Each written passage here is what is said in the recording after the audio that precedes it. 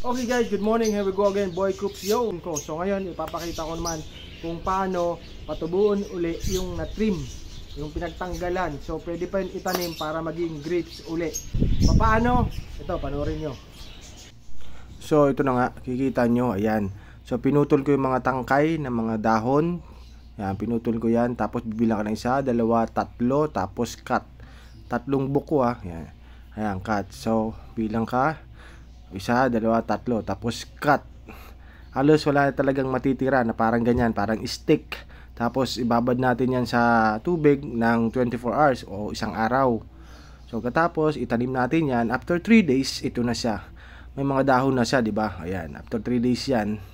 Ayan after 1 week, 15 days. Yan, mga ganyan na siya.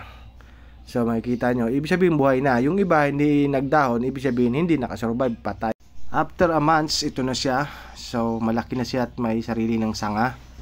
Ayan. At ayun na nga, napanood nyo na kung paano buhayin uli yung mga na-trim na. So ganun lang kasimple. So ngayon, silipin naman natin yung bonsai grape na na-trim natin. Ito, panoorin nyo.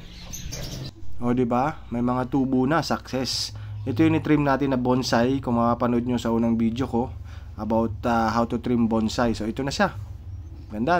At ayun na nga, success. Yung mga ni-trim natin dati, nagtubo na. Tapos yung pinagtripan, nagtubo uli, naging grapes uli. So ang dami na natin ng grapes, mapupuno natin ng grapes tong garden ko. So ang puhunan, sipag lang. So yun lang, I hope may natutunan kayo. Thank you very much sa lahat ng mga nagko-comment, dun sa mga hindi pa nakasubscribe sa Boy Coops TV, sa TikTok, sa Instagram, sa lahat ng social media. So yun lang, thank you very much. Sana may natutunan kayo. Yun!